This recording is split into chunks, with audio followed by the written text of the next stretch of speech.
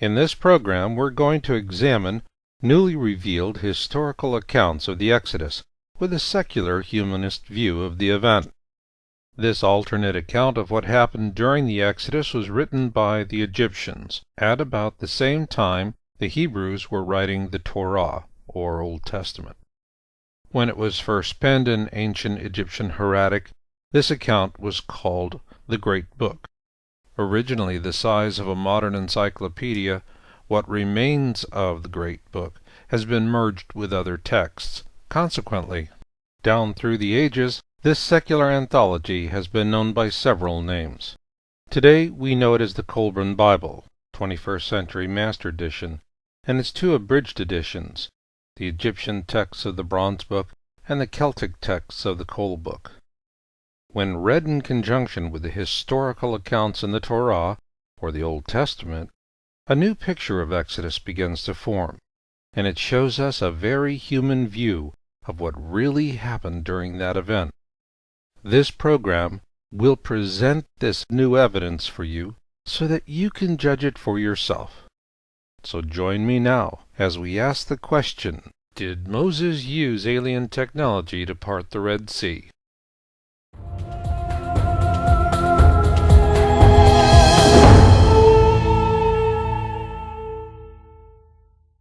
In the Kolbrin Bible, the Egyptians do not refer to Moses as a prince, but as a priest prince, which is altogether different from simply calling him a priest or a prince. As a priest prince, Moses had unfettered access to any place in the land of Egypt he chose to visit, such as a royal arsenal or a temple. Keep in mind that the secular chasm, which first grew between scientists and theologists during the Renaissance, was totally absent in those times. In the time of Moses, a priest was both a scientist as well as a theologian, and what the ancient Egyptians called magic is what we now call science. A priest prince, like Moses, would have had access to vital state secrets and devices. He would likewise have had unrestricted access to Egypt's mystery schools, where he would have learned how to use those secret devices.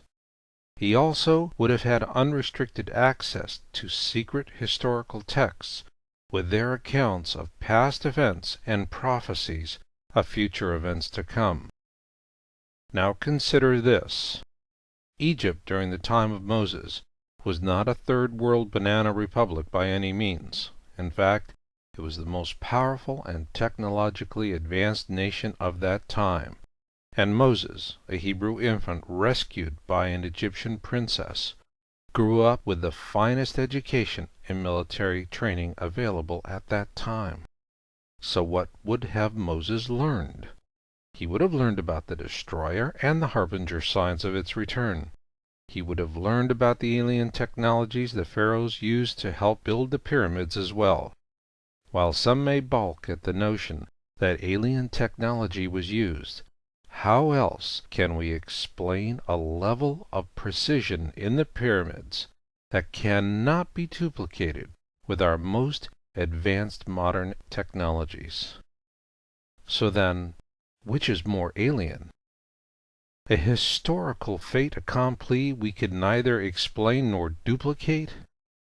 Or the hubris of confining history within the straitjacket of our own limitations? Therefore, the similarities and differences between the Hebrew and Egyptian accounts we've discussed so far paint a far different picture of what really happened during the Exodus. With this in mind, I offer for your consideration this alternate explanation of what really happened. Thanks to the education Moses received in the mystery schools, he knew how to recognize the harbinger signs that would signal the return of the destroyer. And, as the old saying goes, in chaos is opportunity. Therefore, Moses knew to expect chaos that would come as a result of the impending flyby of the destroyer, and that he could use this global cataclysm to help free his people from bondage. Look at the pressure events like this would put on Egypt. if you have slaves, you have to feed them, and you need a military in order to keep them under control. During the chaos of a cataclysm, you need to feed your own populace, and you need your military at its full strength to keep order. It was an opportune time, because Egypt had more on its plate than the Pharaoh could handle.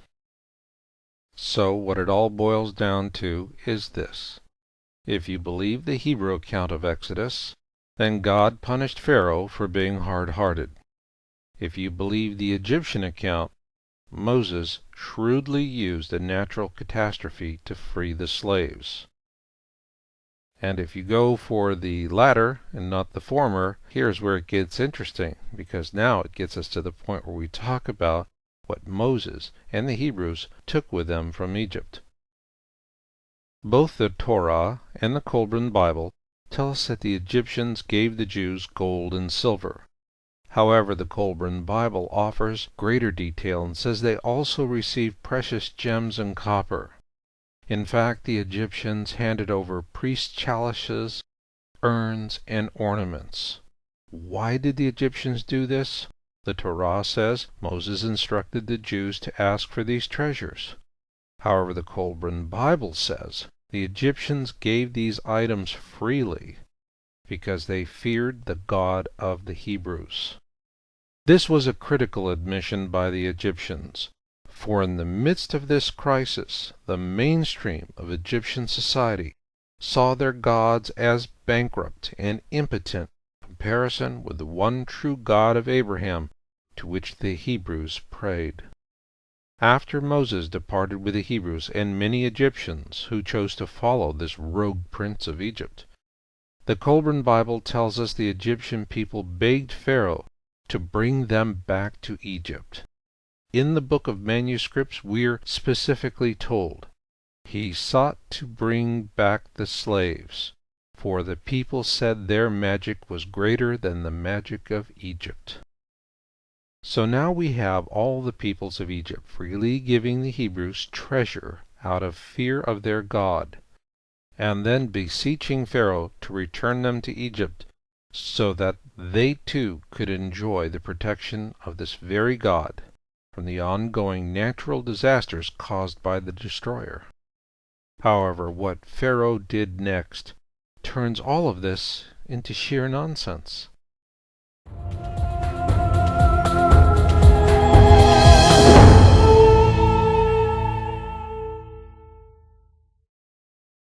By the time Pharaoh and his army caught up with Moses and the host he led, the waters of the Red Sea were parted, and the host was crossing a land bridge on the seabed. Instead of beseeching the host to return, Pharaoh and his army began slaughtering all of those in the back of the column. According to the Kolbrin Bible, those in the front of the column threw down their bundles and abandoned their carts so that they could run quickly to the far bank, where Moses watched the slaughter unfold.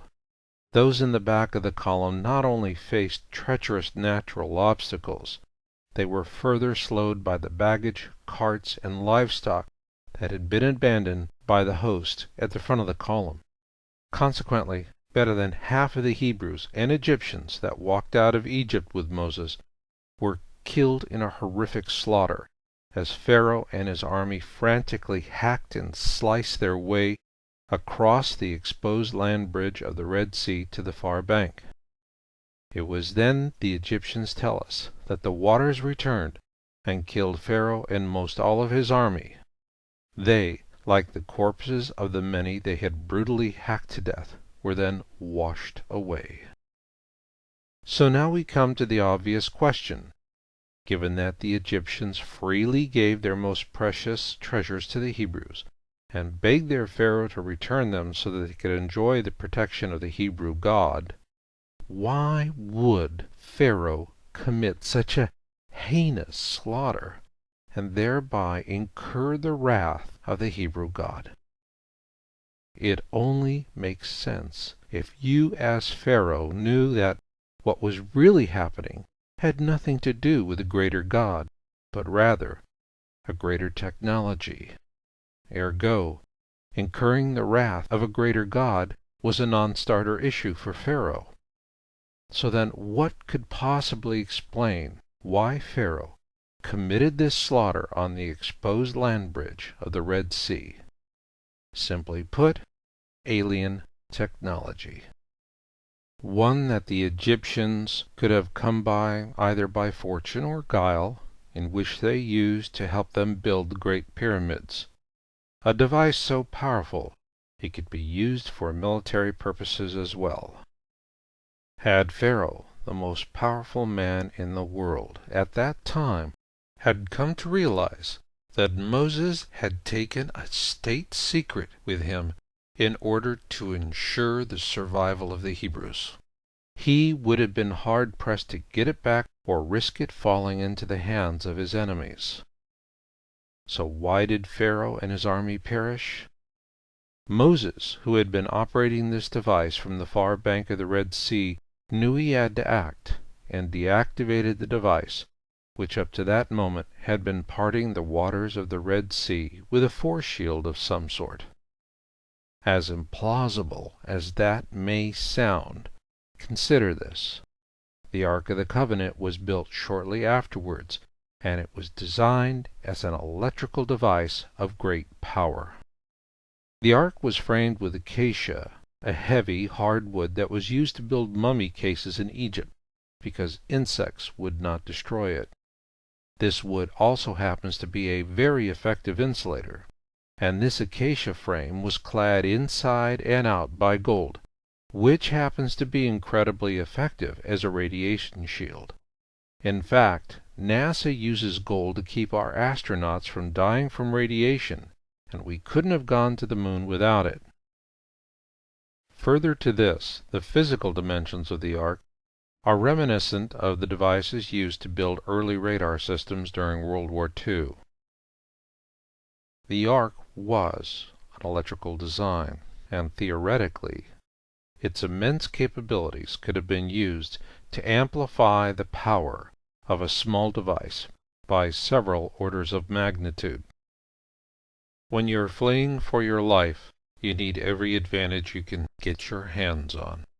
And that would have been a perfect reason for Moses to take this technology, to ensure the survival of the Hebrews during the arduous years following the Exodus. He knew he had to excise generations of slave mentality from his people. Armed with such a powerful weapon, he could keep his enemies at bay long enough for him to bring that about. Earlier in the program, I mentioned an interesting point in common between the Hebrew and Egyptian accounts of Exodus, and I believe it could explain in part why God punished Moses for losing his faith.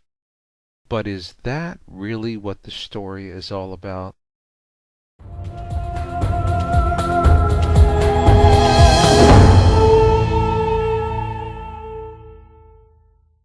During the American Civil War, brother turned on brother. One would fight for the Union and the other for the Confederacy. And over the course of the war, such sibling pairings did cross bayonets on the battlefield. As strongly as one loves a principle, there is a greater love, and when the two are in conflict, the result can be memories that torment the soul until death. Yes, the Egyptians were brutal slavers, and this led to the events that caused Moses to flee Egypt. Yet, it is hard to stop loving, for this is a very human thing. As Moses stood on the far bank of the Red Sea, he witnessed a man who was his brother, a man from a family that had loved him unconditionally, and now, like the Civil War soldiers of the gray and blue, he was locked in a mortal combat with his brother. Before him he watched with horror as his people, his blood, his lineage, being massacred, and so as a patriarch he had to put aside his own personal feelings and act. At the very moment he deactivated the force fields emanating from the alien device he'd stolen from the Egyptian royal family, he knew he'd sealed his brother's fate. Perhaps this memory haunted him throughout his 40 years in the desert, until the day finally came when Canaan, the land of milk and honey, was finally in sight. The Hebrew account tells us that at the age of 120, God chose to punish Moses for losing his faith, yet we're not told exactly why. All that we're told is that he picked Joshua as his successor. Then, after the Hebrews entered the Promised Land, he ascended Mount Nebo and died, and to this day his gravesite has never been found. As with all history, there are painful memories we just as soon forget.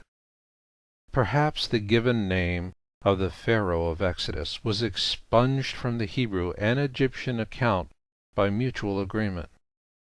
Moses, a priest prince of Egypt, honored his family by protecting their names from ignominy. Both the Egyptian and Hebrew accounts of Exodus give us horrific levels of detail about how Moses parted the Red Sea, and absolutely none about the exact manner in which he parted his life. Was it really God's punishment, or did Moses want the privacy of an anonymous death? When you consider that the burden of leadership often brings the responsibility for decisions too great for any one soul to bear, perhaps Moses chose to die alone on Mount Nebo, not as God's punishment upon him, but rather as a self-dictated punishment upon himself.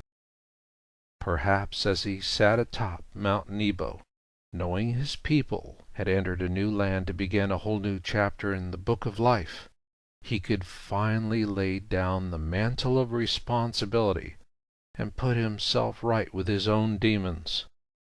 Demons that had torn his soul between a family that had once loved him unconditionally and his people.